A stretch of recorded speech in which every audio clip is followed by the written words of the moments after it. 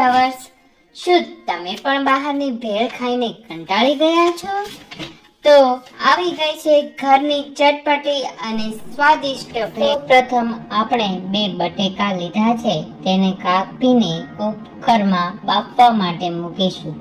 બટાકા બફાય ત્યાં સુધીમાં આપણે બીજી તૈયારી કરી લઈશું. આ ડીશમાં આપણે 2 કપ મમરા લીધેલા છે.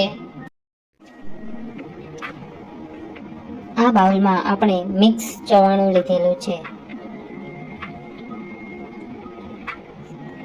આ બાઉલમાં આપણે ઝીણી સેવ,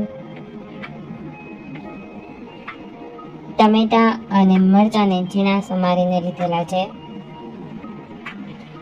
આ બાઉલમાં ખજૂર આમલીની ખાટી મીઠી ચટણી લીધેલી છે.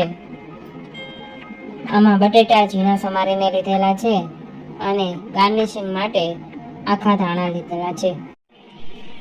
હવે આપણે આ બધી સામગ્રીઓને એક મોટા વાસણમાં મિક્સ કરીશું.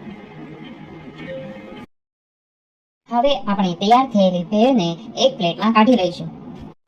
હવે આપણે થોડા લીલા ધાણા અને અનારના દાણા મસાલા પૂરીથી શણગાર કરીશું, કેમ કે ચટપટા જીવનમાં પણ થોડી બ્યુટી તો હોવી જોઈએ ને. તો તૈયાર છે આપણી ભેળ.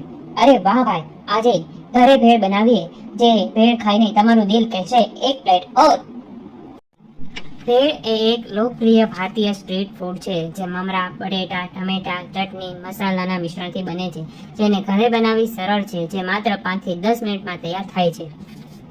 મારી રેસીપી ગમી હોય તો લાઈક બટન દબાવો, શેર કરો અને હા, બીજી નવી રેસીપી જોવા માટે ચેનલને સબસ્ક્રાઇબ કરી દેજો.